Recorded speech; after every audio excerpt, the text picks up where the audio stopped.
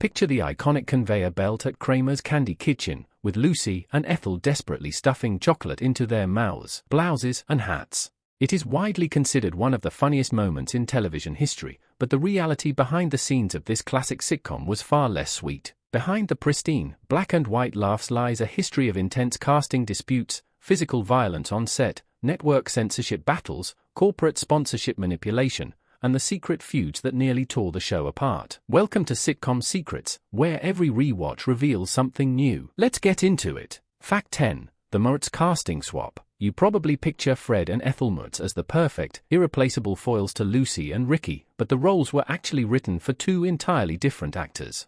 Lucille Ball originally wanted B.A. Bernadette and Gail Gordon for the roles. Both had played similar neighbor characters on Lucy's radio show My Favorite Husband. However, both were locked into other television contracts, Bernadette on the George Burns and Gracie Allen show and Gordon on Our Miss Brooks. This forced the producers to scramble, ultimately landing on William Frawley and Vivian Vance as backup choices. Before she became Ethel, Vance was a seasoned stage actress, and she later reprised her comedic partnership with Lucy as Vivian Bagley on The Lucy Show. Gordon later became famous as the blustering Mr. Mooney on The Lucy Show, while Bernadette went on to play cousin Pearl Bodine on The Beverly Hillbillies and Kate Bradley on Petticoat Junction. It is a striking irony that one of the most iconic comedic pairings in television history was born entirely out of contract scheduling conflicts. Had the network gotten their first choices, the legendary dynamic we love today would have never existed. Fact 9. The bitter behind-the-scenes feud. The on-screen banter between Fred and Ethel Moritz looked like playful bickering, but the actors off-screen shared a relationship that was downright venomous. Vivian Vance was highly insulted to be cast opposite William Frawley, who was 22 years her senior. Frawley, a veteran vaudeville performer who later played Bub O'Casey in My Three Sons, overheard Vance complaining to crew members that he was old enough to be her father and should be playing that role instead. Frawley never forgave her, and the two refused to speak off camera unless they were reading lines. The animosity was so severe that when Desi Arnaz later offered them a lucrative spin-off series called The Moritzes, Vance flatly rejected it, stating she would rather eat dirt than work with Frawley again. Frawley returned the sentiment, reportedly expressing joy when Vance later fell ill. The intense friction between Frawley and Vance proves that great comedy doesn't require harmony. In fact, their genuine disdain for each other added a biting, realistic edge to the Moritzes' marriage that helped ground the sitcom's slapstick reality. Fact 8. The live vaudeville tour convincer. Most viewers assume CBS jumped at the chance to bring Lucille Ball and her husband Desi Arnaz to television, but the network was actually horrified by the pairing. CBS executives were reluctant to cast Arnaz, fearing his heavy Cuban accent would alienate American audiences who wouldn't accept an all-American housewife married to a foreign bandleader. To prove them wrong, Lucy and Desi bypassed the network and funded a live, multi-city vaudeville variety tour in 1950. The tour featured Desi's orchestra and Lucy's clowning, showing off their chemistry. The shows were a massive success, packing theaters and forcing CBS to admit the public was eager for the pairing. This bold stunt was the only reason the series was greenlit. And if you think that was the only hurdle Lucille Ball had to personally jump to keep the cameras rolling, wait until we look at the real-life violence that broke out on set in Fact 5. Bypassing the boardroom and taking their case directly to the public proved that audiences were far more progressive than the network executives who claimed to speak for them. Fact 7. The Holy Trinity of Pregnancy Approval. While the historical broadcast of Lucy's pregnancy with Desi Arnaz Jr. is remembered as a triumph, CBS viewed the storyline as an absolute moral crisis. In 1952, when Ball became pregnant, television rules prohibited the depiction of a pregnant woman because it suggested the couple had engaged in sexual relations. To appease terrified executives and sponsors, the producers formed a clearinghouse committee consisting of a Catholic priest, a Protestant minister, and a rabbi to review every script. While the religious leaders approved the material, CBS still banned the word pregnant from ever being spoken on the air. The writers had to resort to euphemisms like expecting or the blessed event, and the landmark episode where Lucy reveals her news was titled Lucy is enceinte, relying on the French word for pregnant to bypass network censors. The fact that a married couple having a baby required clerical clearance shows the bizarre puritanical standards of early broadcasting.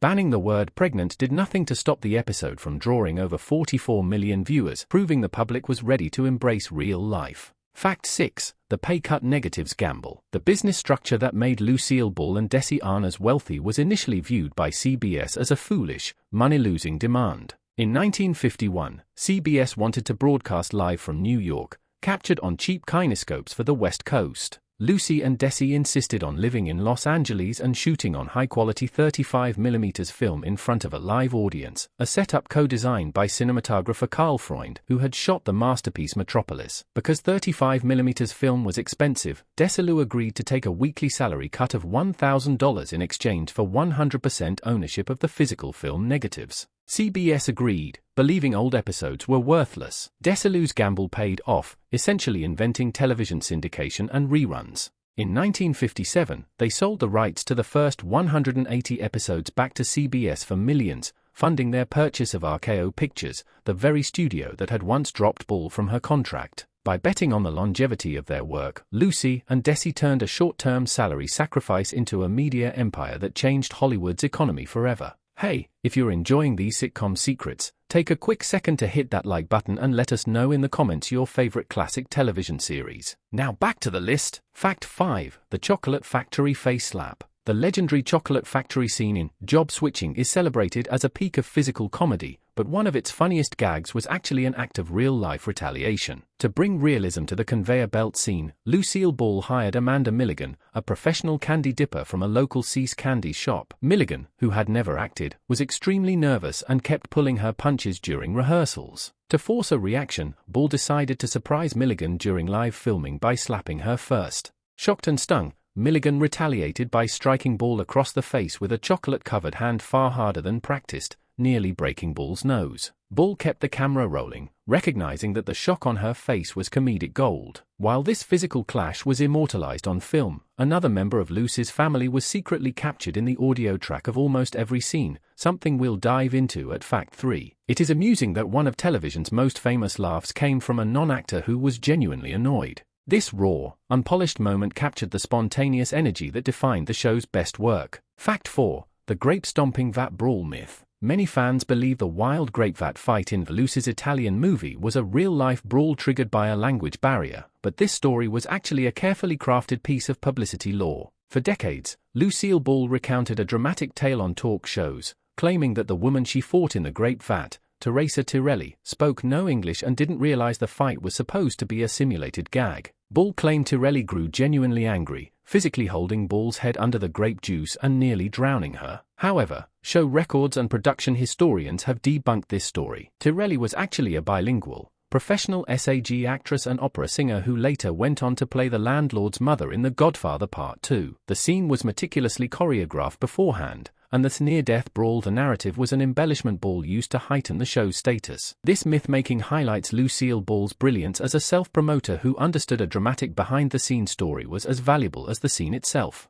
Even off-camera, the performance never ended. Fact 3. The ghostly voice in the laugh track. You might think the background laughter in I Love Lucy belongs only to the studio audience, but one recurring voice in the crowd went on to haunt dozens of other shows. Lucille Ball's mother, Dee Dee Ball, attended every taping, sitting in the front row to support her daughter. Dee Dee had a highly distinct laugh and a habit of gasping "oh" when Lucy got into trouble. Because the show was recorded in high quality, CBS sound engineer Charlie Douglas utilized these recordings to build his secretive laugh box device. Douglas clipped Dee Dee's unique "oh" and mixed it into his library. Consequently, Dee Dee's voice was recycled to sweeten other sitcoms for decades, appearing in shows like The Beverly Hillbillies and Bewitched long after I Love Lucy ended. But as much as CBS recycled Dee Dee's voice, it was nothing compared to the absolute chokehold their corporate sponsors held over the script's very words, which we'll expose in our number 1 spot. This supportive laugh becoming a permanent fixture of pop culture ensures Dee Dee's presence is forever woven into the fabric of television history.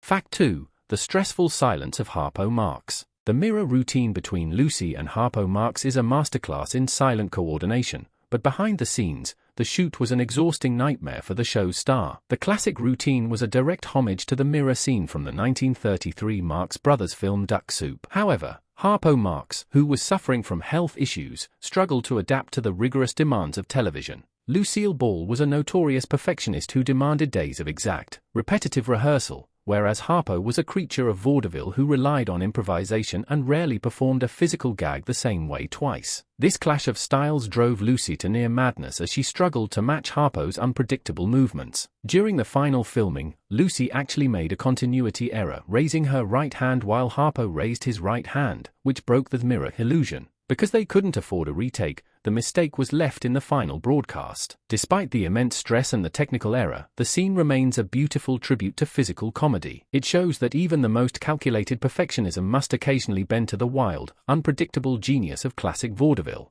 Fact 1. The corporate smoke sensors. You probably know that Philip Morris was the exclusive sponsor of I Love Lucy, but the extreme measures the tobacco giant took to control the scripts and cast went far beyond normal advertising. Philip Morris demanded absolute loyalty, requiring the characters to smoke on screen and banning the word lucky from all scripts because it sounded too much like their rival, Lucky Strike. Writers even had to rename a planned segment called Lucky Bucks to Bonus Bucks to satisfy the sponsor. The biggest conflict arose because Lucille Ball was a heavy smoker who preferred Chesterfield cigarettes. After a sponsor representative caught her smoking Chesterfields on set, she was ordered to hide them. To bypass this corporate mandate, Lucy began packing her preferred Chesterfields inside Philip Morris tins, ensuring she could smoke what she liked while keeping the cameras rolling and the sponsor happy. The corporate control over the very vocabulary of the writers shows the dark side of early television funding. The fact that the Queen of Comedy had to smuggle her own cigarettes in a branded tin is a hilarious testament to how corporate money ruled the golden age of television. I Love Lucy remains a towering monument of television history, a series that literally wrote the playbook for how sitcoms are filmed,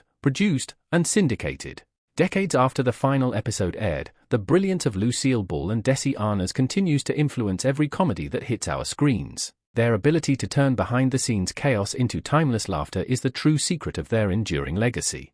If you made it this far, comment the word Vance down below to prove you are a true sitcom superfan. If you want to discover more hidden histories from your favorite classic shows, make sure to subscribe to the channel and hit that notification bell. For our community question today, which classic I Love Lucy episode do you think holds up the best today? Let us know in the comments, and we'll see you next time on Sitcom Secrets.